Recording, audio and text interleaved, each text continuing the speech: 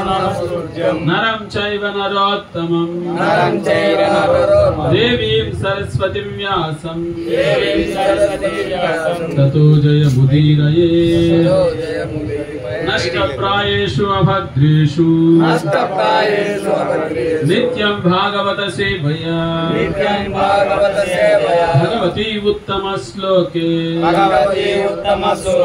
भक्तिर्भवति नैष्ठिकी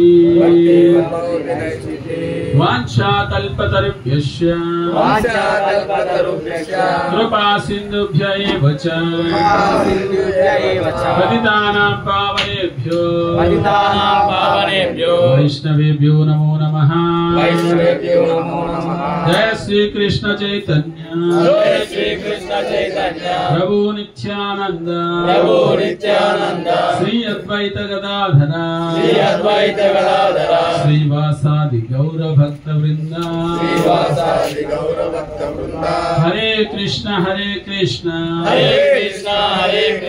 कृष्ण कृष्ण हरे हरे हरे राम राम राम हरे हरे हरे कृष्ण। భక్తులందరికీ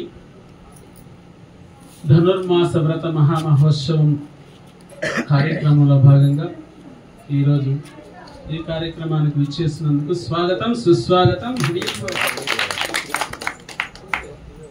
కృతే ధ్యాయతో విష్ణుం త్రేతాయాం అచ్యుతోమకై ద్వాపరే పరిచర్యాయాం కలౌ తత్ హరికీర్తనం। శ్రీమద్ భాగవతం 11వ స్కందం 5వ అధ్యాయం 32వ శ్లోకం మనకేం చెప్తోంది అంటే కృతే ధ్యాయతో విష్ణు, కృతయుగంలో ఏం చేయాలి? విష్ణువుని ధ్యానించాలి। అక్కడ ఒక ప్రత్యేకతను గుర్తించాలి మీరు। కృతే ధ్యాయతో విష్ణు, కృతే ధ్యాయతో వినాయకం అని చెప్పలేదు। ధ్యానం చేసేది విష్ణువు గురించే చేయండి, ధ్యానం ఉండేది విష్ణువు గురించి చేయడానికి, ధ్యానం చేయాల్సింది విష్ణువు కోసం। అందుకని శ్రవణం కీర్తనం విష్ణోహ స్మరణం। భగవంతుని ఎవరిని స్మరించాలి అంటే విష్ణువునే। ఎక్కడైనా అదే చెప్పబడుతుంది మనం। అందుకని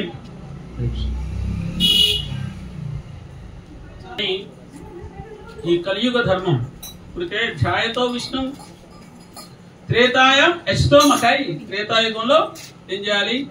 యజ్ఞం హోమం। ద్వాపరే పరిచర్యాయాం, ద్వాపరయుగంలో అర్చన హారతి। కలౌతత్ హరికీర్తనం, కలియుగంలో ఏం చేయాలి? హరిని కీర్తించాలి। కృతయుగంలో ధ్యానం ఎవరు చేశారు అంటే కృతయుగ జనులందరికీ ఇచ్చింది ఏంటంటే ధ్యానం చేయమని। వాళ్ళు ధ్యానం చేస్తే వైకుంఠాన్ని చేరుకుంటారు। కానీ వాల్మీకి ధ్యానం ఎన్ని సంవత్సరాలు చేశాడు తెలుసా ఎవరికైనా? 60,000 సంవత్సరాలు తపస్సు చేశాడు। 60,000 సంవత్సరాలు। మనం ఏమైనా చేయగలమా? చేయలేం। కాబట్టి ధ్యానం జోలికి వెళ్ళొద్దండి। కృష్ణుడు స్వయంగా భగవద్గీత 6వ అధ్యాయంలో ధ్యాన యోగంలో అర్జునుడికి కూడా తెలియజేస్తున్నప్పుడు అర్జునుడు ఏమన్నా అంటే, బావగారు, ఓ భగవంతుడా, నేను గురువు, నేను శిష్యుడిని, ఈ ధ్యానం నేను చేయలేను అని చెప్పేశాడు। అంటే అర్జునుడి కంటే గొప్పవాడు ఎవరన్నా ఉంటే ధ్యానం చేయడానికి మొదలు పెట్టండి, లేదంటే వదిలేయదు। ఇది ధ్యానంలో గొప్పతనం। రెండోది ఏంటంటే కృతే ఛాయతో విష్ణు త్రేతాయాం అచ్యుతోమకై, త్రేతాయుగంలో ఏం చేయాలి? యజ్ఞం హోమం చేయాలి। యజ్ఞం హోమం చేయడానికి 4 బ్రాహ్మణులు కావాలి। 1 హోత, 2 ఉద్గాత, 3 ఆధ్వర్యుడు, 4 కవి లేక బ్రహ్మ। హోత అనే ఆయన యజ్ఞంలో ఏమేమి ఆహుతి ఇయ్యాలి అనేసి ఇస్తూ ఉంటాడు। ఉద్గాత అనే ఆయన ఈ మంత్రాలని తప్పులు పోకుండా చదువుతూ ఉంటాడు। ఆధ్వర్యుడు అంటే నిప్పు లేకుండా యజ్ఞాన్ని మంత్రాల ద్వారా మంట వెలిగిస్తాడు। అట్ట బ్రాహ్మణులు కలియుగంలో లేదు। లాస్ట్ లో కవి లేక బ్రహ్మ ఆయన అందరినీ అక్కడ కూర్చోబెట్టి ఆ యజ్ఞాన్ని నిర్వహించి జరిపిస్తారు। అది చేయడానికి ఇప్పుడు లక్షల్లో ఖర్చు ఉంటుంది, మనం చేయలేం। ఈ 2 అయిపోయినాయి। ధ్యానం మనం చేయలేం మరియు యజ్ఞం మనం చేయలేం। త్రేతాయాం అచ్యుతోమకై ద్వాపరే పరిచర్యాయాం, ద్వాపరయుగంలో అర్చన హారతి ఇవ్వాలి। అర్చన హారతి ఇవ్వడానికి పృథు మహారాజు సముద్రంలో నీటి బిందువులు ఎన్నున్నాయో, ఆకాశంలో నక్షత్రాలు ఎన్నున్నాయో, సముద్రం ఒడ్డున ఇసుక రేణువులు ఎన్నున్నాయో అన్ని అర్చనలు చేసేటంట। అర్చన చేయడానికి 8 గంటలే పడుతుంది, ఎక్కువ టైం పట్టదు। 8 గంటలు షోడశ ఉపచారాలతో చెయ్యాలి. అట్టా అర్చనలు ఎందుకు చెప్తున్నారంటే సముద్రంలో నీటి బిందువులు అవన్నీ అసంఖ్యాకం, లెక్క పెట్టలేనని చేశాడంట. ప్రపంచానికి ఆయన చక్రవర్తిగా ఉండి చేశాడంట. మనం ఏమైనా చక్రవర్తిలా ఏమైనా భక్తి చేయండి, టైం లేదండి. టైం అక్కడ ఉంటుంది. నిమ్మకంకర్లు వచ్చినాక నిమ్మపాసం ఉరితాడు ఎత్తుకొని వస్తారు మన కోసం. ఎంతమంది వస్తారా తెలుసా? ఎంతమంది వస్తారా? ముగ్గురు వస్తారు, ఎక్కువ మంది రారు. ఆ ముగ్గురు ఎవరో తెలుసా? మనస, వాచ, కర్మని. మానసికంగా తప్పులు చేసిన దానికి ఒకరు, మనసులో పక్కింటా తిడతా ఉంటే కూడా ఒకరు ఎమ్మకంకరుడు ఎమ్మపాసం తీసుకొని వస్తారు. జాగ్రత్త, తిట్టద్దు. మనసు లోపల కూడా, బయట కాదు, మనసు లోపలే. వాచ ఇంక మాటలతో ఏదైనా నిందించి ఏదంటే అది మాట్లాడుతూ ఉంటే ఇంకొకరు. కర్మనే నేరుగా కొట్టడం, తిట్టడం, చంపడం ఏదో చేసిన దానికి ఇంకొకరు. ముగ్గురు ఎమకెంకర్లు 3 ఉరితాళ్ళు తెస్తారు. ఒకటి తప్పైనా, ఇంకోటి తప్పైనా, మూడోది మాత్రం వదలు. లోపల మన ఆత్మని, సూక్ష్మ శరీరాన్ని, మనసు, బుద్ధి, అహంకారం, లోపల ఆత్మతో కూడిన శరీరాన్ని బయట తీస్తారు. అందుకని జాగ్రత్తగా ఉండండి. వాళ్ళ జోలికి వెళ్ళొద్దండి. ఇంకెవరి జోలికి వెళ్ళాలి? విష్ణు భక్తి చెయ్యాలి. హరే కృష్ణ హరే కృష్ణ కృష్ణ కృష్ణ హరే హరే, హరే రామ హరే రామ రామ రామ హరే హరే. హరినామాన్ని చెప్పిస్తే ఏం లాభం? 4 వస్తారు. ఎవరు? విష్ణు దూతలు. విష్ణు దూత 4 ఎందుకు వస్తారు? 4 ఎందుకు వస్తారు? ధర్మ, అర్థ, కామ, మోక్షాలు. మనం ధర్మంగా భక్తి చేసిన దానికి ఒకరు. అర్థ ధనాన్ని భగవంతుని సేవలో. మన జయరాం ప్రభు ఇప్పుడు ఏం చేశాడు? ధనుర్మాసంలో చిన్న కార్యక్రమం భక్తులంతా పిలిచి తన దగ్గర ఏదో పొదుపు చేసుకున్న కొంత ధనాన్ని భక్తుల కోసం ప్రసాదం వండి భజన చేయించి అందరికి పంచాలని కోరిక. మనకుంది ఆ కోరిక, మనం కూడా ఏర్పాటు చేసుకోవాలి. అవునా కదా? అది అర్థం. ధనాన్ని భగవంతుని సేవలో వినియోగించిన దానికి ధర్మ, అర్థ, కామ. మన కోరికల్ని ఇప్పుడు ఇంట్లోనే కూర్చొని సినిమా చూడొచ్చు, సీరియల్ చూడొచ్చు, సెల్ ఫోన్ చూడొచ్చు. కానీ ఇదేదో కార్యక్రమం జరుగుతుంది మంచిది అని ఇక్కడికి రావడం అనేది మన కోరికలను భగవంతుని సేవలో వినియోగిస్తున్నాం. హరి మోక్షం. మోక్షం అంటే ఏంది? చనిపోయినాకు వచ్చేది కాదు. భరతుడికి మోక్షం ఎలా వచ్చింది? భగవంతుని సేవను తన సేవగా భావించి బాధ్యతను తీసుకున్న కారణంగా ఆయన అప్పుడు మోక్షంలోనే ఉన్నాడంట. అర్థమైందా? చనిపోయినాకు వచ్చేది కాదు మోక్షం, మనం ఉండగానే వస్తుంది. ఎప్పుడు? భగవంతుని సేవని నా సేవ అనుకొని సేవ. ఏది భగవంతుని సేవ? ఇక్కడ వచ్చాం, కీర్తన చేస్తున్నాం. 84 ఏళ్ళు మా నాన్నకి. ఆయన డాన్స్ చేస్తున్నాడు. సిగ్గు లేకుండా కూర్చోన్నారు జనాలు. వాళ్ళకి సిగ్గు ఉందో లేదో నాకు అర్థం కాల. లేసి కూడా వేయాలంతే. పూర్వాచారుల అడుగుజాడల్లో నడవాలి.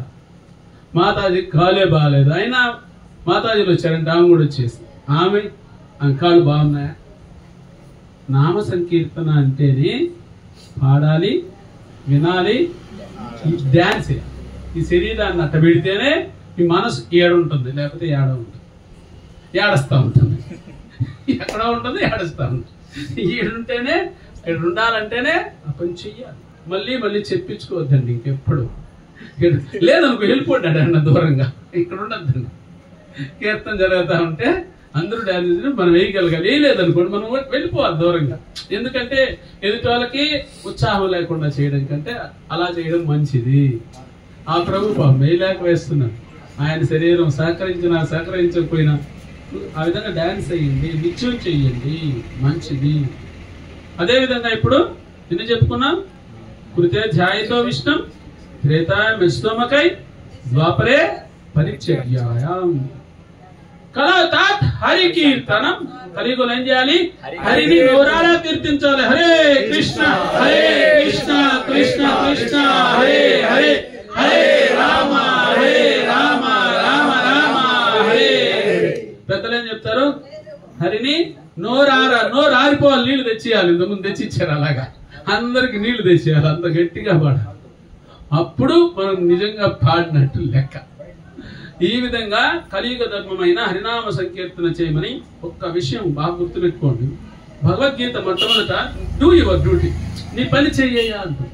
మధ్యలోకి వచ్చేసరికి కర్మణ్యవాధికారస్తే మా ఫలేషు కదాచన మా కర్మఫల హేతుర్భూ మాతే సంగోస్వ కర్మని. ఆ పని ఏదో నా కోసం చేయి, నా తృప్తి కోసం చేయి, ఫలితాన్ని ఆశించద్దు అంట కొద్దిగా మారుస్తాడు భగవంతుడు. చివరికి వచ్చేసరికి సర్వధర్మాన్ పరిత్యజ్య మామేకం శరణం వ్రజ అహం త్వాం సర్వ పాపేభ్యో మోక్షయిష్యామి మా శుచః.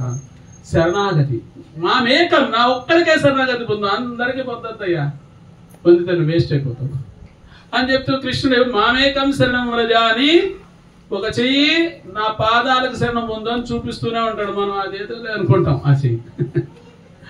ఆ విధంగా భగవద్గీత మొట్టమొదట నీ పని ఏదో చెయ్యి అని స్టార్ట్ చేసి చివరికి ఏమవుతుంది, శరణాగతి పొందు అని చెప్తుంది. అదే భాగవతం ఏం చెప్తుందంటే మొట్టమొదటి ఎత్తుకోవడమే జన్మాద్యస్య యతః ఇతరశ్చ అద్యేషు అభిజ్ఞస్వరాట్ తేనే బ్రహ్మ హృదయ ఆది కవే ముహ్యంతి యత్ సూరయః తేజో వారి మృదాం యత్ర త్రిసర్గ అమృత ధామ్నా స్వేన నిరస్తకుహం సత్యం పరం ధీమహి. ఏంటది? సత్యం పరం ధీమహి. జన్మ ఆది అంటే సృష్టి స్థితి లయ ఇవన్నీ ఎలాగ ప్రారంభమవుతాయి నాటి నుండి అటువంటి ఆయనకి శరణాగతి పొందు అని స్టార్ట్ అవుతుందండి భాగవతం. ఫస్ట్ ఏమవుతుంది భాగవతం? భగవద్గీత శరణాగతితో ఆగుతుంది కదా, భాగవతం శరణాగతితో మొదలవుతుంది. శరణాగతి పొందయ్యా అని మొదలవుతుంది. చివరికి ఏం చెప్తాడు వ్యాస భగవానుడు 18,000 శ్లోకంలో నామ సంకీర్తనయస్య సర్వ పాప ప్రణాశనం ప్రణామో దుఃఖ శమనస్తం నమామి హరిం పరం. చివరిగా ఏం చెప్పారు వ్యాస భగవానుడు భాగవతంలో? నామ సంకీర్తన చెయ్యండి అనే దాంతో ముగిస్తారు. అదే నామ సంకీర్తన చైతన్య చరితామృతంలో మొదలవుతుంది. హరే కృష్ణ కృష్ణ కృష్ణ హరే హరే హరే రామ రామ రామ హరే హరే. గోలోకేర ప్రేమ ధన హరినామ సంకీర్తన. గోలోకంలో ఉండే ప్రేమ అనే ధనాన్ని ఈ హరినామ సంకీర్తనని చైతన్య మహాప్రభు రాధాకృష్ణ మిళిత రూపంలో కృష్ణవర్ణం త్రిషా కృష్ణం సాంగోపాంగ అసర పార్షదం యజ్ఞ సంకీర్తన ప్రాయ యజంతి సుమేదేశ. యజ్ఞం చేసాం మనం కూడా. ఇప్పుడు ఏ యజ్ఞం ఇది? నామ సంకీర్తన యజ్ఞం. నరోత్తమదాస్ ఠాకూర్ చెప్తారు చైతన్య మహాప్రభు ఈ విధంగా మీకు ప్రేమ ధనం తెచ్చి ఇచ్చాడయ్యా. అందువల్ల చైతన్య చరితామృతం అనేది భగవద్గీత అనేది డిగ్రీ లాంటిది, భాగవతం అనేది పీజీ లాంటిది. ఇది బిఏ అంటే అది ఎంఏ. అదే చైతన్య చరితామృతం అనేది పిహెచ్డి లాంటిది. దానిలో చివరిగా ఏం చెప్తోంది? ఫస్ట్ నామ సంకీర్తనతో ప్రారంభమైందిగా చైతన్య చరితామృతం, చివరిగా దేనితో అంతమైందంటే ప్రేమ్నామ సంకీర్తన. ఆ సంకీర్తన ఏదో ప్రేమతో చెయ్యండి అని చెప్తారు. అందుకని ఇస్కాన్ భక్తులు ఇద్దరుంటే కూడా చాలంట, వాళ్ళు కీర్తన చేస్తుంటే ఎదుటి వాళ్ళకి హృదయం ఆనందిస్తుంది. ఎందుకు? ప్రేమతో పాడుతాడు. మిగతా వాళ్ళు ఎంతమంది పాడినా ఆనందం రాదు. ఎందుకంటే వాళ్ళు ప్రేమతో పాడలేరు. చైతన్య మహాప్రభు ఒక్కరే దాన్ని ప్రేమతో ఇవ్వగలిగారు, తీసుకోగలిగారు. ఆ భక్తులు మాత్రమే, అందరికీ. అందువల్ల ఎప్పుడైనా కీర్తన జరుగుతుంటే ఇంక ప్రేమతో లీనమై పాడాలి, సిగ్గుపడకూడదు. పనికిరాని పని చేయడానికి సిగ్గు లేకుండా చేస్తారే, పనికొచ్చే పని చేయడానికి ఎందుకు సిగ్గు చెప్పండి? మనం ఉద్ధరించేది, మనం మూట కట్టుకోరు మీద ఎత్తపోతున్నావా అంటే తప్పకుండా చెప్పండి, తీసుకెళ్తాము అని. ఏం తీసుకెళ్తాం? హరే కృష్ణ కృష్ణ కృష్ణ హరే హరే హరే రామ రామ రామ హరే హరే. భౌతిక వ్యక్తులు అంటూ ఉంటారు, ఏం తీసుకుపోతాం? మీరు వెంటనే జవాబు చెప్పాలా? హరినామ సంకీర్తన తీసుకెళ్తాం, జపం చేయండి అని చెప్పాలా? భాగవతం చదువు, భగవద్గీత చదువు, ఇవన్నీ మనం తీసుకెళ్తాం. ఏకాదశి వ్రతం పాటించి ఇవన్నీ మనం తీసుకెళ్తామని చెప్పాలి. చెప్పకపోతే మనం దాన్ని పాటిస్తూ ఉండి వాళ్ళ మోసం చేసినట్టు. చివరిగా ఈరోజు ధనుర్మాసం కాబట్టి ఒక ధనుర్మాస లీల ఎలా వచ్చింది అనడానికి చిన్న కథ చెప్తాను. ఎంతమందికి కావాలి? ప్రసాదం తీసుకునే ఉంటే తీసుకునేయచ్చు, వినాలనుకునే వినొచ్చు. భోజనము నోటికి ఇస్తే అంట కడుపు నిండిపోయి చాలు అంటామంట కొద్దిసేపటికి. అది కృష్ణ కథామృతం. ఈ రెండు చెవుల ద్వారా పోస్తూ ఉంటే వింటూ ఉంటే ఎంతసేపైనా వినొచ్చు అంట, చాలు అని అనరంట. అది అంత ఉన్నతమైంది అని నిరూపించడానికే సుఖ మహర్షి పరీక్ష మహారాజుకి 7 రోజులు చెప్పాడు. మళ్ళీ కూడా చెప్పుంటాడు, కానీ 7 రోజులకి ఆయన వెళ్ళిపోవాలి కాబట్టి వెళ్ళిపోయినాడు పాపం. అందువల్ల భాగవత కథ కొద్దిగా అన్న వినాలి కూర్చున్నా. ఒకసారి గరుడాల్వార్ భగవంతుడికి ఎదురుగా వాహనం కదా, ఎప్పుడు ఆయన ఎదురుగా ఉంటాడు. భగవంతుడు చూసి ఆనందించి ఒకసారి అనుకున్నాడంట ఆయన మనసు లోపల, ఓ భగవంతుడా నిన్ను అల్లుడిగా చేసుకుంటే బాగున్నా అనుకున్నాడంట. ఇంకా ఆయన అల్లుడు కావాలంటే ఎవరు రావాలా? శ్రీదేవన్నా భూదేవన్నా కూతురుగా రావాలా ఆయనకి. వస్తే కదా మళ్ళీ ఆయన పెళ్లి చేసుకోండి, ఎవరంటే వాళ్ళు పెళ్లి చేసుకోడు ఆయన. అందుకని శ్రీదేవి భూదేవి కల్లా చూశాడు భగవంతుడు. భూదేవి నేను వెళ్తానని శ్రీవల్లి పుత్తూరులో తులసి మహారాణి కింద ఒక చిన్న శిశువుగా అవతరించింది. హరిగో అప్పుడు గరుడాల్వారు పెరియాల్వారుగా జన్మ తీసుకున్నాడు. ఆ పాపను తీసి పెంచుకుంటున్నాడు. యవ్వన వయసు వచ్చింది. రోజు పూలమాలలు ఎంత చక్కగా అల్లారు చూడండి, చాలా ఆనందంగా ఉంది. మన భక్తులు అంత చక్కగా అల్లి దాన్ని భగవంతుడికి పంపించేవాడు రంగనాథ స్వామికి. ఆమె ఏం చేసేదంటే మాల బాగుందో లేదో చూద్దామని మెడలో వేసుకొని నిలువుట అద్దంలో చూసి ఏదైనా పూలు అటు ఇటు ఉంటే సర్ది మళ్ళీ ఆడ పెట్టేసేది అనమాట. అది పెరియాల్వారు చూసేవాళ్ళు గారు, వాళ్ళ నాన్నగారు. సరే తీసుకెళ్లి స్వామికి ఇస్తాను, చక్కగా వేసుకున్న భక్తులు వేసుకున్న మాల. మనం కూడా ఎవరైనా వేసుకున్న మాలని మళ్ళీ వేసుకోవాలంటే ఎంత ఆనందపడతాం. భక్తులు వేసుకునేది మహాప్రసాదం అని. ఆ విధంగా భగవంతుడికి నేరుగా చెప్తాడు, నాతో సమానమైన వ్యక్తి కానీ నాకంటే గొప్పవారు కానీ ఈ ప్రపంచంలో ఎవరు లేరు అంటూనే నాకంటే గొప్పవారు నా భక్తులు అని చెప్తాడు. మళ్ళీ అట్టని భక్తులు అయిపోయినాక ఆయన భగవంతుడి కంటే గొప్పవాడు నువ్వు అనుకోకూడదు. నేను దాసుడు, ఆయన బాస్ అనే అనుకోవాలి ఎప్పుడు. అట్ట అనుకుంటే మళ్ళీ మనం పడిపోదు. అందుకని ఆ భక్తురాలు తన భార్య కదా, నీకు తెలుసు అన్ని. ఆమె వేసుకొని పంపించిన మాల్లో ఆయన ప్రేమతో వేసుకునేవాళ్ళు. ఒకసారి ఏం జరిగిందంటే బ్రాహ్మణులు, పూజారిగా ఉండే బ్రాహ్మణుడు భగవంతుడు మాల వేస్తుంటే వెంట్రుకు వచ్చింది. ఈ వెంట్రుకు వచ్చిన దాన్ని చూసి వెంటనే ఆయన ఈ మాల వేయకూడదు నాయన, తీసుకెళ్ళు, ఎందుకు ఇలా చేస్తున్నావు అని. అప్పుడు ఏమైందంటే అక్కడ ఏదైనా వెంట్రుకు కానీ గోర్లు కానీ మలము కానీ మూత్రము కానీ చెమట కానీ వీటన్నిటినీ ఏదైనా మలంతో సమానంగా భావించి భగవంతుని సేవలో ఉండే వస్తువులకు అవి తగిలితే వాటిని పడేయాలి, మళ్ళీ వాడకూడదు. అందుకని పూజారి తిరిగి ఇచ్చేస్తాడు. పెరియాల్వారు బాధపడుతూ వచ్చాడు, ఎవరు ఇచ్చారు, వెంట్రుకి ఎలా వచ్చింది అనే మాల అల్లి అక్కడ పెట్టాడు, చాటుగా ఉన్నాడు. సరే వెంటనే గోదాదేవి వచ్చింది, మాల వేసుకునింది, అద్దం దగ్గర నిలబడుకునింది. అంతే పెరియాల్వారికి చాలా కోపం వచ్చింది, పరిగెత్తుకుంటూ వచ్చాడు. ఏమన్నా ఏందమ్మా ఇలా చేయొచ్చా, భగవంతుడికి వేసే మాల నువ్వు ఎందుకు వెళ్ళ వేసుకున్నావు, నాకు అర్థం కాలేదు. అందుకే పూజారి వెంట్రుకు వచ్చింది, ఎలా వచ్చింది అని అడిగాడు.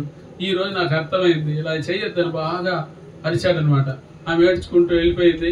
సరే మాల తెచ్చి ఇచ్చాడు, వేరే మాల అల్లుకొని వచ్చి దాన్ని భగవంతుడు వేస్తే చాలంట అట్టే కింద దోసేస్తాడంట. అట్టే పడిపోతుంది. విగ్రహం కూడా వేయండి, ఏదన్నా ఆయనకి నచ్చని కానీ వేస్తే టక్కన పడిపోతాయి. ఆ విధంగా వేయడం కింద పడిపోవడం, వేయడం కింద మాల ఎన్ని మాటలు వేసినా పడిపోతూనే ఉంది. సరే పక్కన పెట్టేసాడంట ఆఖరికి పూజ. సరే వెంటనే ఆయన మధ్యాహ్నం తెల్లవారితో 4కే నిద్రలేస్తారు కదా బ్రహ్మ ముహూర్తంలో. అందువల్ల తెల్లవారుజామున నిద్రలేసి పూజా కార్యక్రమాలను చేస్తూ ఉంటారు కాబట్టి మధ్యాహ్నం కొద్దిగా రెస్ట్ తీసుకుంటారు. 12 తర్వాత తమోగుణ టైం అంటారు దాన్ని, 12 నుండి 4 వరకు. ఆ టైంలో కొద్దిగా రెస్ట్ తీసుకున్నప్పుడు కల్లో వచ్చి చెప్పాడంట, చూడు గోదాదేవి వేసుకొని తీసి ఇచ్చిన మాలను నేను ధరిస్తాను, ఈరోజు అలా రాలేదు కాబట్టి మాల నాకు అవసరం లేదు అని చెప్పాడు. వెంటనే ఆయన లేచి పెరియాల్వారిని పిలిచి ఒక మాల మీ కూతురు మెళ్ళ వేసి తీసుకురా ఆయన పంపించాడు అన్నమాట.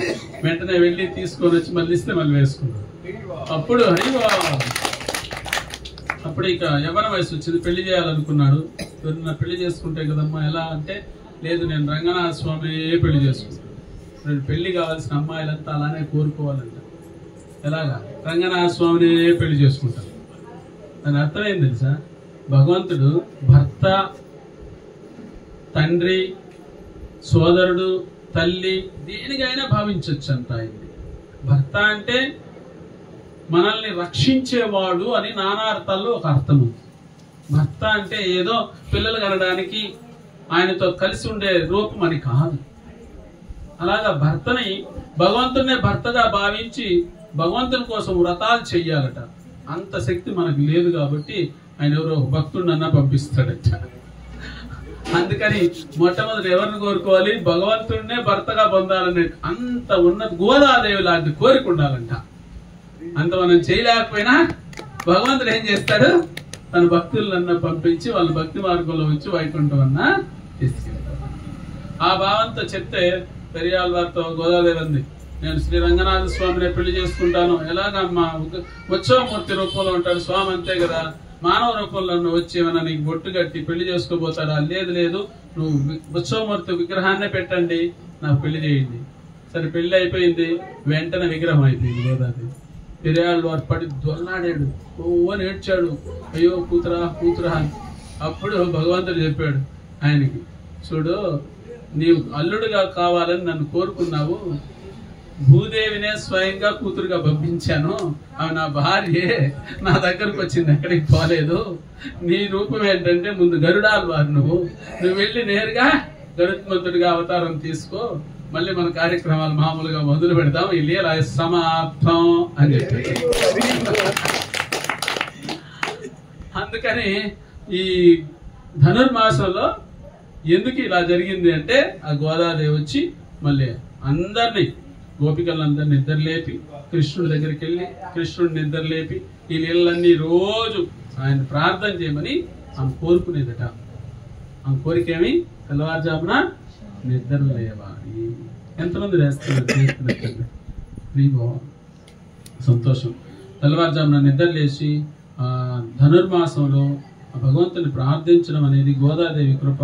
ఆ విష్ణువు శ్రీ రంగనాథ స్వామి, వెంకటేశ్వర స్వామి అన్న తెల్లవారుజామున నిద్ర లేచిన వెంటనే బద్రీనాథ్ గంగా స్నానం చేస్తాడట. స్నానం చేసే గదేనికి మన ఇంట్లో ఎట్ట బాత్రూము వంట రూమ్ ఉంటుంది, అట్ట మన భారతదేశం అంతా ఒక పవిత్రమైన భూమి అయితే అందులో ఆయనకి అక్కడ స్నానపు గది. ఆ నుండి బయలుదేరి ఎక్కడికి వస్తాడు, నేరుగా పూరికి వచ్చి ప్రసాదం తీసుకుంటాడు.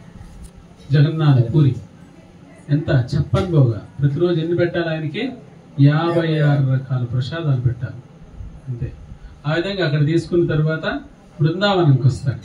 అక్కడ తినింది జీర్ణం అయ్యే వరకు రాస నృత్యం చేస్తారు. ఆ నృత్యం కార్యక్రమం అయిపోయిన తర్వాత నేరుగా తిరుపతి వస్తాడు. కొండ మీద కూర్చొని వడ్డీ వ్యాపారం చేస్తాడు. ఇంకా అలిసిపోయి వ్యాపారం అయిపోయిన తర్వాత శ్రీరంగం వెళతాడు. రంగనాథ స్వామి రూపంలో చల్లగా పడుకునేస్తాడు. పడుకున్న తర్వాత రంగనాథ స్వామి ప్రత్యేకత ఏంటంటే, ఆయన పడుకొని కూడా ఆలోచిస్తూనే ఉంటాడంట. ఆయన గుడికి వచ్చే వాళ్ళ గురించి ఆలోచించడంట, ఎట్లా ఇట్లా వచ్చేసారో రానోళ్ళ గురించి ఏం చేయాలి, వాళ్ళు ఎట్టొస్తారు, ఇంత ఊరుంది మనం భక్తి చేస్తున్నాం, భజన చేసాం, ఏదో కొంతమంది వచ్చారు, మిగతా వాళ్ళ కథ ఏమైనా ఆలోచించాలా వద్దా? ఆలోచించాలి. వాళ్ళు కూడా ఇన్వాల్వ్ చేయాలంటే ఏం చేయాలి, నగర సంకీర్తన చేయాలి, కొద్దిగా ప్రసాదం దున్నెల్లో పెట్టుకొని వారింటికి వెళ్ళి కొద్దిగా ప్రసాదం ఇచ్చి నామాన్ని వినిపించి రావాలి. ఇది భక్తులు చూపించాల్సిన దయ. ఏం చేయాలి, దయ చూపించాలి. ఎప్పుడైనా విశుద్ధ భక్తుడు అంటే ఎవరంటే, భగవంతుడిని ప్రేమించాలట ఒకటోది. రెండోది భక్తుల పట్ల మిత్రత్వం కలిగి ఉండాలంట, అందరితో స్నేహంగా ఉండాలి. మూడోది అభక్తుల పట్ల విముఖత ఉండాలి. భక్తి లేనోళ్ళు మనతో చేరారనుకో, వాళ్ళ పట్ల మనం దూరంగా ఉండాలి. నాలుగోది భక్తి లేనోళ్ళ పట్ల దయ చూపించాలి. వాళ్ళకి భక్తిని ఇవ్వాలి.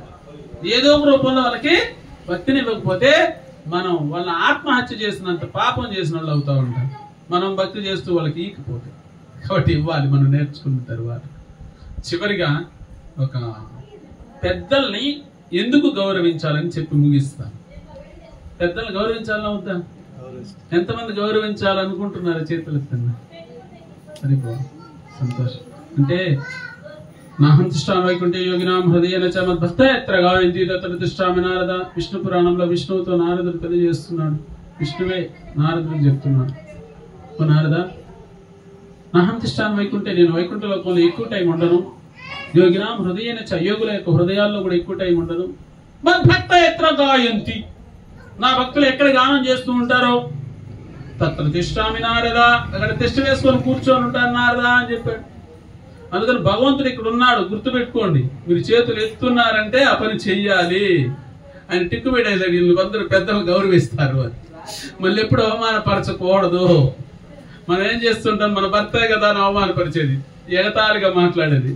మన ఇంట్లో మన తాతయ్య కదా అని మనవాడు ఎగతాళిగా మాట్లాడేది. ఇవన్నీ కూడా చేయకూడదు. మన తల్లిదండ్రుల పట్ల కూడా ఏదో వాళ్ళని అవమానపరిచే విధంగా మాట్లాడుతూ ఉంటారు. చాలా చాలా తప్పు. అందుకని పెద్దలంటే ఎవరు? వయసులో పెద్దవాళ్ళు. ఒక్కరోజు మనకంటే పెద్దవాడైనా తాగుబోతైనా సరే వాడు మనం గౌరవించాల్సిందే అంట. ఇది భాగవతం చెప్తాం. వాళ్ళని ఎగతాళిగా చూడడానికి లేదు. 2 వయసులో పెద్దవాళ్ళు ఉంటారు, 2 జ్ఞానంలో పెద్దవాళ్ళు. ఎవరైనా జ్ఞానంలో పెద్దవాళ్ళు, ఇప్పుడు వయసులో ఆయన పెద్ద ఆయన గౌరవించాల్సిందే. జ్ఞానం చెప్తున్నాం, భగవంతుడు ఇచ్చిన జ్ఞానాన్ని ప్రభుపాద మనకిస్తే మనం పోస్ట్ మ్యాన్ లాగా వచ్చి వాళ్ళకి అందిస్తున్నాం. అక్కడ ఈ స్థానాన్ని మనం గౌరవించాలి. వ్యాసాసనంలో కూర్చొని ఇది చెప్తున్నాడు, హరే కృష్ణ, నువ్వు గౌరవించాలి. వయసుతో సంబంధం లేదు. ఒకటి వయసుతో సంబంధం, 2వది జ్ఞానంతో సంబంధం, 3వది హోదాను కూడా చూసి గౌరవించాలి. మాకంటే చిన్నవాడు కలెక్టర్ అయిపోవచ్చు, 35 ఏళ్ళు ఉండొచ్చు, నాకు 55 ఏళ్ళు, నేను గౌరవించాలా లేదా? హోదాను కూడా గౌరవించాలి. ఇట్లా 3 రకాల పెద్దలు ఉంటారు. ఏ విధంగా? వయసులో, జ్ఞానంలో, హోదా. వీళ్ళ ముగ్గురిని గౌరవించాల్సిందే. అదే సమయంలో ఏదైనా గౌరవిస్తే నీకు లాభం ఏమని చెప్పు. ఏ లాభం? 1 ఆయుష్ పెరుగుతుంది. పెద్దలను గౌరవించిన వాళ్ళే స్నేక్ డ్రైవింగ్ చేస్తా ఉంటారు చూసారా, పాములాగా స్కూటర్లో. ఎడబెడతాడు, ఎందుకు చనిపోతాడో తెలియదు. ఏమి? వాడు పెద్దలను గౌరవించే రకం కాదు. భగవంతుడు చేతులు ఇస్తాడు, చేతులు వదిలేసుకోవాలి. వీడు చేతులు లేనోడేమో నాకు చేతులు లేదు అని ఏడిస్తే, వీడికి చేతులు ఇస్తే ఆ హ్యాండిల్ పట్టుకుంటే ఏం పోతుంది? వదిలేస్తూ లేదు. ఇట్లా రకరకాల జనాలు చూస్తామంటే విచిత్రంగా ఉంటారు అనమాట. అందుకని ఆయుష్ పెరుగుతుంది. రెండోది ఏంటంటే సంపదలు వస్తాయి. లక్ష్మీదేవి స్వయంగా చెప్తుంది, ఎవరైతే పెద్దలను గౌరవిస్తారో వాళ్ళ జోబీలో ఉంటా, వాళ్ళ హ్యాండ్ బ్యాగ్ లో ఉంటా, వాళ్ళ ఇంట్లో ఉంటా, వాళ్ళ ఊర్లో ఉంటా, వాళ్ళ దేశంలో ఉంటానని. అర్థమైందా? పెద్దల్ని గౌరవించిన వాళ్ళ దగ్గర నేను ఉంటాను అని చెప్పి. ఎప్పుడు నువ్వు గౌరవించలేదో నీ దేవుడు ధనం కూడా మళ్ళీ నిలవ తెలిపోతుంది. రౌడీలు అట్లా అంటా ఉంటారు చూడు, వాళ్ళు పెద్దలు గౌరవించారు కదా, వాళ్ళ దగ్గర ధనం ఉంటుందా? అడుక్కు తింటా ఉంటారు. చెడు పని చేయడానికి కూడా ఉండదు. ఒకటి ఆయుష్ తగ్గిపోతుంది పెద్దలను గౌరవించకపోతే. రెండోది సంపద పోతుంది. మూడోది పుణ్యం కూడా పోతుంది. పుణ్యకార్యాలు చేయరు వాళ్ళు, పన్ని పాపకార్యాలే. నాలుగోది కీర్తింపబడరు. వాళ్ళకి మంచి వాళ్ళు అని ఎవరు కీర్తించరు. వీడు నాశనం అయిపోను, ఆ దారిలో పోతా ఉంటాడు, మిడియాలం వీడు ఎప్పుడు చనిపోతాడో, చనిపోతే బాగున్నే అని అన్ని శాపాలే గాని ఆశీర్వాదం రాదు. ఐదోది ఆశీర్వాదం పొందలేరట. పెద్దలను గౌరవిస్తే ఏమేమి వస్తాయి? ఆయుష్ పెరుగుతుంది, సంపదలు వస్తాయి, పుణ్యం వస్తుంది, కీర్తి వస్తుంది, ఆశీర్వాదం వస్తుంది. ఏదైనా పెద్ద అనుకోండి, ప్రణామం చేసి ఆయన గౌరవించామనుకోండి, ఆయన హృదయంలో మనం ఉండిపోతామంట. అయ్యో పిల్లలు గౌరవించాలి. అందులో తెల్లవారితో లేస్తే తల్లిదండ్రుల పాదాలు నమస్కారం చేసుకొని పోవాలి. వాళ్ళ హృదయంలో మనం ఉండాలి. వాళ్ళ ఆశీర్వాదం అంతే నువ్వు లక్షణంగా ఉంటావు. వాళ్ళు నా బిడ్డ కదా లక్షణంగా ఉండాలని ఆశీర్వదిస్తారు. ఆశీర్వాదం తీసుకొని రక్షణ కవచం లాగా మళ్ళీ పోవాలి బయట. నీ తల్లిదండ్రులు లేరా? సరే ఇంట్లో ఎవరు పెద్దలైతే వాళ్ళకి నమస్కరించు. ఇది ఇంట్లో పెద్దలే లేరా? పక్కింటి ఆయనకి నమస్కరించు. పెద్ద ఆయనగా ఉంటే ఆయనకి ఏం పోతుంది? స్కూల్లో పిల్లలకి ఇలానే చెప్తూ ఎవరో ఒకరు పెద్దవాళ్ళకి నమస్కారం చేసుకురండి ఆయన. ఎవరో ఒకరు దారి ఆయనకు కూడా నమస్కారం చేసి, ఈ రోజు నేను పెట్టాలా, నువ్వు దొరికినావు నాకు, నేను నీకు పెడుతున్నా అంటే ఆయన కళ్ళ నిండా నీళ్ళు వస్తాయి. ఎవరో ఈయన నాకెందుకు ప్రణామం చేస్తాను అర్థం కాలేదు. ఆ ఇంటి బిడ్డ నాకు చేస్తున్నాడు, వాడు ఎంత ఆనందపడతాడు. అందరికి కూడా మంచోడు పోడు మంచోడు అని చెప్పేస్తాడు. అవునా కదా? ఇది రియల్ గా జరిగేటివి. అందువల్ల ఆయుష్ పెరుగుతుంది, సంపదలు వస్తాయి, తర్వాత పుణ్యం వస్తుంది, కీర్తింపబడతారు, చివరికి ఆశీర్వాదం లభిస్తుంది. ఈ ఆశీర్వాదం వల్ల ఏం లాభం తెలుసా? వాళ్ళు పొందుంటారు కదా పుణ్యం. ఒకరు నేను అనుకోండి 6 పుణ్యాలు పొందున్నాను లెక్కకి, ఈయన వచ్చి నాకు ప్రణామం చేశాడు అనుకోండి, ఒకటి ఆయనకి వెళ్ళిపోతుందండి, ఇంకొక ఆయన చేశాడు ఇంకొకటి వెళ్ళిపోతుంది. అంటే మనం పెద్దలను గౌరవించడం వల్ల వాళ్ళ దగ్గర ఉండే పుణ్యాన్ని కొంత మనం తీసుకునేయచ్చు. హరివో మన తాతను గౌరవించామనుకోండి, నన్ను మూట కట్టి ఎత్తి పెట్టుకోండి, ₹1,00,000 అనుకో, చనిపోయేటప్పుడు చిన్న మనకి ఇచ్చేసి వెళ్ళిపోతాడు. అవునా కాదా? ఎవరు గౌరవిస్తే వాళ్ళకి ఇచ్చేస్తాడు, సైజ్ గా పెట్టుకోవాలని ఉంటాడు. అదే మనవాడు ఇద్దరైతే ఇంకొకడు ఉంటాడు, వాడు ఏదో ఒకటి అంటాడు, వాడికి ఈయనే హీడు, ఎందుకు దరిద్రుడికి ఈ కూడా అట్ట పుణ్యం కూడా మనకు వస్తుంది. కాబట్టి భక్తులారా, మీరు భక్తి చేస్తున్నారు, నేను కూడా మీతో సమానమే. మనం అందరం ఏం చేయాలి? పెద్దల్ని గౌరవించాలి అనేది ఈరోజు నేర్చుకున్నందుకు పేరు పేరున అందరికి ధన్యవాదాలు. దీన్ని ఆచరించండి, మీకు ఎంత ఆనందం వస్తుందో అప్పుడు తెలుస్తుంది. నేను రియల్ గా ఒకసారి కాళంపల్లి విలేజ్ లో పనిచేసేవాడిని, ఎంఏ వచ్చాడు, పిల్లలందరికీ చెప్పెట్టున్నా, ప్రణామం చేయాలి నాయన, హరే కృష్ణ, లేకపోతే నమస్తే సార్, గుడ్ మార్నింగ్ సార్ వద్దు, మనకి నేరుగా సాష్టాంగ నమస్కారం చేయాలి మీరందరూ అని చెప్పిట్టు. ఎలిమెంటరీ స్కూల్, చిన్న స్కూల్, నేనే సాష్టాంగ నమస్కారం పెట్టిన. ఆయన ఆశ్చర్యపోయినాడు, నాయన నీ ఎంత కొడుకున్నాడు, చనిపోయినాడు అని ఏడ్చేయనాడు. నాకు ఆయన గుర్తొస్తున్నాడు అని. ఆ పిల్లలంతా కిటికీ కాడ పెద్దలంతా చూస్తా నిలబడుకున్నారు, వాళ్ళకి ఏం చేయాలో అర్థం కాదు. అంతా చూసి పిల్లలంతా ప్రణామం చేశారు, మళ్ళీ లేచారు. ఇంక నన్ను ఏమన్నా అంటాడు ఆయన, నేనేమన్నా తప్పు చేస్తున్నా కూడా, అయ్యో ఈడేదో నా కొడుకు లాగా ప్రణామం చేశాడు బాని అనేసి, ఏం కావాలో ఎప్పుడు పైన ఇచ్చేసేవాడు ఆయన నాకు. అట్లా ఇంట్లో వల్లే గౌరవించలేకపోయినప్పుడు ఈదుల వల్లే అంటే గౌరవిస్తారు మీరు చెప్పండి? భార్య అనుకో, భర్త పాదాలకు నమస్కారం చేస్తే తప్ప, లక్ష్మీదేవి నిరంతరం విష్ణు పాదాలు నమస్కారం చేస్తూనే ఉంది. అంగేం లాభం వచ్చింది తెలుసా? ఆర్థిక శాఖ మంత్రి పోస్ట్ ఇచ్చేసినాడు, డబ్బంతా నేను పెట్టుకో లక్ష్మి అని. కాబట్టి భార్యలు ఎవరైతే ఆ విధంగా చేస్తారో వాళ్ళ దగ్గర అంతా భర్త డబ్బిచ్చేస్తారు పాపం. ఇది నమస్కారం చేయరు వాళ్ళు. అందుకని నమస్కారం చెయ్యండి, ఏం పోదు, మీరేం పోదు, మీకు వస్తుంది. వచ్చేదని పోగొట్టుకోవద్దండి దయచేసి. హరే కృష్ణ హరే కృష్ణ కృష్ణ కృష్ణ హరే హరే హరే రామ హరే రామ రామ రామ హరే హరే. శ్రీకృష్ణుడు ఎలా పెద్దలు గౌరవిస్తాడో తెలుసా మీకు? చిన్నప్పుడు 3 సంవత్సరాల బాలుడు ఇంట్లో నుండి వాళ్ళ నాన్నగారు బయలుదేరితే పరిగెత్తా వచ్చి ఆడ చెక్క చొప్పులు ఉంటాయి, ఆడ అంటే పాదుకలు అంటారు వాటిని, చెక్కతో చేసినట్టు తల మీద పెట్టుకొని నేరుగా ఈదులోకి వెళ్ళి వాళ్ళ నాన్న కాళ్ళకు వేసి సాష్టాంగ నమస్కారం పెట్టి ఎదురుగా నవ్వుతూ వచ్చి పలకరించి మళ్ళీ పంపించాం. ఇప్పుడు పిల్లల ఆ చొప్పులు ఎత్తుకోరా అంటేనే కాలుతో అదంతా వేసుకొని పోవాలి. అంటే ఎవరు బుద్ధి లేనోళ్ళు అంటే తల్లిదండ్రులు బుద్ధి లేనోళ్ళు. మన తల్లిదండ్రులు మనకు నేర్పించారే, మూర్ఖమైన మనమేం చేస్తున్నాం? మన బిడ్డలకు అవి నేర్పించడం లేదు, మనమే చెడిపేస్తున్నాం. ఈ ప్రపంచంలో 3 ముఖ్యమైన పోస్టులు, అవి బాధ్యత కలిగిన పోస్టులు. ఒకటేమో తండ్రి పోస్ట్, రెండోదేమో గురువు పోస్ట్, మూడోదేమో రాజు పోస్ట్. ఈ 3 సరిలేకపోతే సమాజమే నాశనం అయిపోతుంది. వీళ్ళు 3 పర్ఫెక్ట్. గురువు తండ్రి కరెక్ట్ గా ఉంటే కుటుంబం చాలా చక్కగా ఉంటుంది, గురువు చక్కగా ఉంటే శిష్యులు అందరూ చక్కగా పెరుగుతారు, రాజు చక్కగా ఉంటే దేశంలో ప్రజలందరూ యథా చరతి శ్రేష్ఠ దేవత రోజన సయత్ ప్రమాణం కురితే లోకస్తదను వర్తతే. యథా ఆచరతి శ్రేష్ఠ. ఒక శ్రేష్టమైన వ్యక్తి ఏం ఆచరిస్తాడో వెనక వాళ్ళందరూ అలా ఆచరించారు. ధర్మరాజు ఎలా ఆచరించాడు? హరే కృష్ణ కృష్ణ కృష్ణ హరే హరే హరే రామ రామ రామ హరే. నిరంతరం కృష్ణుడితో భక్తి చేస్తూ ఉండేవాడు. నారద మహాముని ఒకసారి వచ్చి, ఎంత అదృష్టమయ్యా మీకు, ఆ భగవంతుడు దర్శనం చేసుకోవాలంటే 3 లోకాలు తిరుగుతున్నాను నేను, ఆ కృష్ణుని బావా బావా అంటూ మీ పక్కనే పెట్టుకునేసరే, కృష్ణుడితో పాటు పడుకుంటున్నారు, కృష్ణుడితో పాటు నడుస్తున్నారు, కృష్ణుడితో పాటు తింటున్నారు, కృష్ణుడితో పాటు విహరిస్తున్నారు. ఎంత అదృష్టం, మీలాంటి గొప్ప పాండవులు నేను ఎక్కడా చూడలేదు అన్నాడు నారద మహాముని.